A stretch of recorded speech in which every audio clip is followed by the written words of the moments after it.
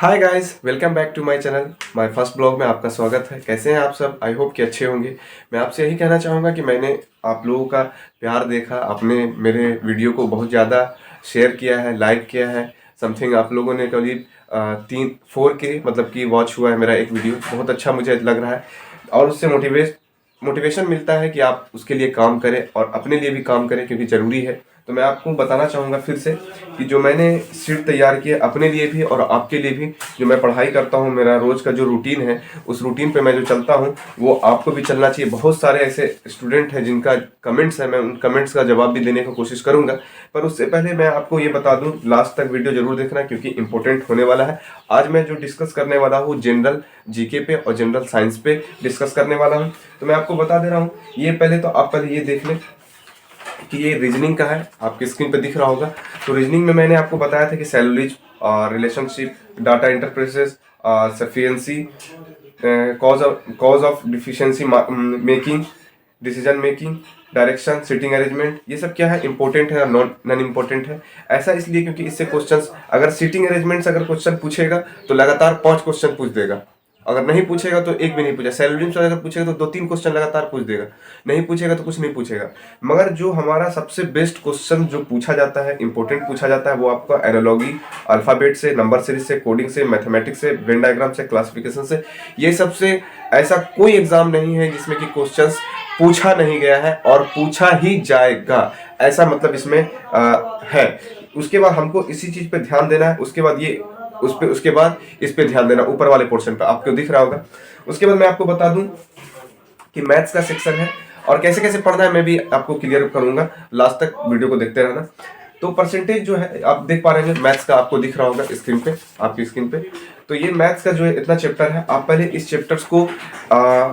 इस चैप्टर को ना कम से कम, कहने का मतलब है कि पर डे एक चैप्टर को क्लियर करने की कोशिश करें। मैं आपको ये भी बताऊंगा किस सर से पढ़ना है और अभी पढ़ा रहे हैं जो प्रेजेंट में सर, आपको उसी से पढ़ना है।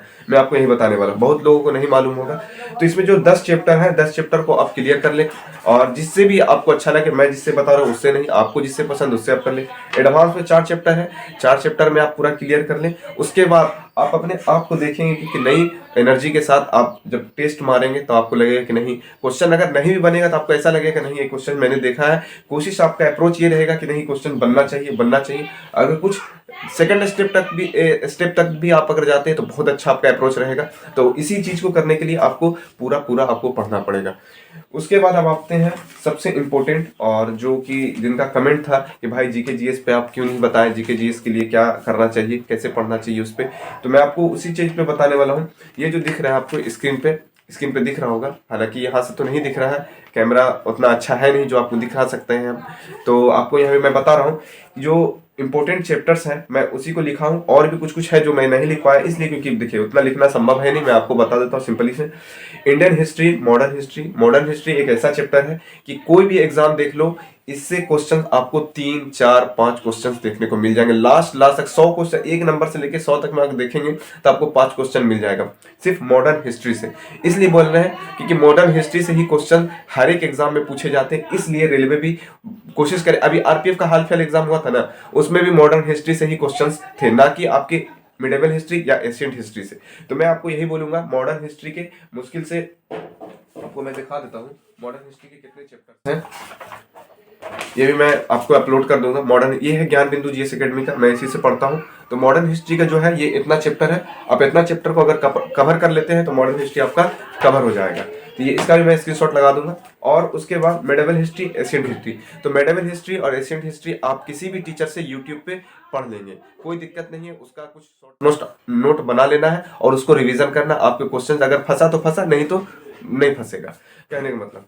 मगर ज्योग्राफी से भी आपको 1-2 क्वेश्चन देखने को मिल जाता है। तो वो ज्योग्राफी के पर्वत द्वीप आपको दिख रहा होगा स्क्रीन पे। पर्वत द्वीप, मैदान, मिट्टी, जलवायु, नदी, भारत के प्रमुख जल प्रपात, भारत के दर्रे, भारतीय राष्ट्रीय जलमार्ग, वायुमंडल और पर्यावरण ईटीसी, बहुत सारे ऐसे हैं। आपको कहाँ से पढ़ना है मैं ये भी बता दूंगा। टॉपिक बाय टॉपिक पढ़ना है, याद करना है कैसे आपको मैं ये भी बताऊंगा। वीडियो को लास्ट तक जरूर देखना, अगर अच्छा लगे तो चैनल को सब्सक्राइब जरूर करना। तो मैं आपको उसके बाद इकोनॉमी, इंडियन इकोनॉमी, ये भी जरूरी है। आपको बता दे रहा हूँ, राष्ट्रीय आय, राजस्व व्यवस्था, राज्य व्यवस्था और पंचायती योजना, बजट, नीति आयोग, वित्त आयोग।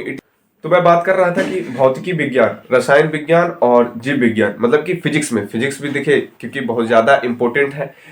आपको जीके से ज़्यादा इंपॉर्टेंट है आपका साइंस, क्योंकि साइंस में पक्का है कि आपका 25 नंबर आएगा, मगर आपका जो जीके है उसमें 25 नंबर आपके करंट अफेयर्स भी होंगे। करंट अफेयर मैंने इसमें नहीं लिखा, मगर करंट अफेयर आपको 5 पूछना ही पूछना तय है, तो आपको करंट अफेयर्स कहीं से भी कर लेना है। मगर मैं भौतिक विज्ञान का, साइंस का इसलिए बोल रहा हूँ कि साइंस में फिक्स है कि आपको 25 नंबर पूछेगा और वही 3 चैप्टर से पूछना है। आपको 3 चैप्टर से 3 सिलेबस से पूछना है, बाकी किसी से नहीं, बाहर से पूछेगा। तो मैं आपको एक बात बताना चाहूंगा कि भौतिकी विज्ञान का आपको दिख रहा होगा कि मैंने क्या क्या लिखा है। तो भौतिकी विज्ञान में आपका इकाई और माप है, कार्य शक्ति ऊर्जा है, गुरुत्वाकर्षण है, गर्मी है, ध्वनि तरंगे है, विद्युत धारा है, चुंबक है और वैज्ञानिक उपकरण ETC है। मेरे कहने का मतलब ये है कि जैसे पिछले बार का एग्जाम आप देख लेंगे तो आप एक ही सब्जेक्ट, मतलब कि एक ही चैप्टर से इकाई और माप से 3-3 4-4 क्वेश्चन पूछ लिया है। हीट से ना, हीट गर्मी मतलब हीट से आपको 4-4 क्वेश्चन पूछ लिए, तो मतलब कुछ कहा नहीं जा सकता कि किसमें कितना क्वेश्चन पूछ लेगा रेलवे, कोई मतलब नहीं है भाई, मगर पढ़ना पड़ेगा, आपको पूरे चैप्टर को क्लियर करना पड़ेगा।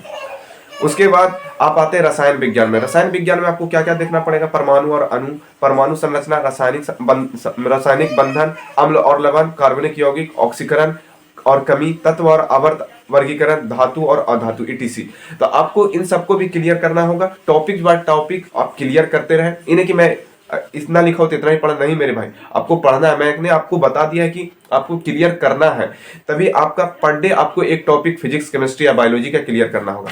बायोलॉजी में देखते हैं कि मैंने बायोलॉजी में क्या क्या लिखा है। बायोलॉजी में जो जीवों का वर्गीकरण है, कोशिका, अनुवांशिकी और विकास है, वनस्पति विज्ञान है, पादप जगत का वर्गीकरण, पादप और आकृति विज्ञान, प्रकाश संश्लेषण, पादप हार्मोन, पादप रोग, तो परिस्थितिकी और पर्यावरण, प्राणी विज्ञान, प्राणी जगत का वर्गीकरण, पशु उत्तक, मानव रक्त अंग, पोषक तत्व, विटामिन, खनिज, ये सब आपको कहां से पढ़ना है, टॉपिक बाय टॉपिक पढ़ना, उतना ही पढ़ना जितना मुझे याद हो सके और मैं याद करके एग्जाम में बैठूं तो मुझे क्लियर हो सके। तो आपको मैं एक सजेस्ट करने वाला हूं, आपको रेलवे समान अध्ययन, ये यूनिक का है, आप ले लेना। मैं सच बता रहा हूं इसलिए ले लेना क्योंकि इससे ना, देखिए यहां पे आपको दिख रहा होगा प्रमुख रोग एवं संबंधित टीका। अब 1 2 3 4 5 6 7 टॉपिक है, मतलब कि 7 चीज लिखा हुआ है, 7 में से 7 रोग है, 7 में से आज तक कभी 8वां रोग पूछा नहीं गया है, इसलिए आप इसको याद करना। 7 रोग में से 7 रोग पूछेगा घुमा फिरा के,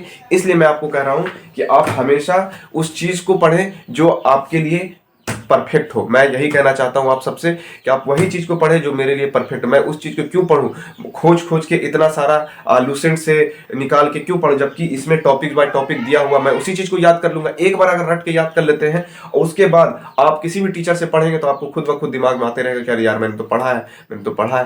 तो मैं आप सबको यही कहना चाहूंगा, सही तरीके से पढ़ें और पढ़ते रहें, क्योंकि अभी एग्जाम ग्रुप डी का होने वाला नहीं है, अगस्त में होगा, तो अगस्त लंबे समय है अभी, मगर धीरे धीरे आप अपने पढ़ाई को करते रहें। तो मिलते हैं, अभी के लिए इतना ही। अगर मेरी बातें आपको अच्छी लगी हो तो चैनल को जरूर सब्सक्राइब करना, लाइक और शेयर जरूर करना। और मेरा जो एक व्हाट्सअप चैनल मैंने बनाया है, तो व्हाट्सअप चैनल का लिंक मैंने इसमें डाल दूंगा डिस्क्रिप्शन में, वहां से आप उसको फॉलो कर लेना, ताकि मैं कुछ वहां भी चीज़ डालता रहूं और आप वहां से देखते रहें। तो अभी के लिए इतना ही, जय हिंद।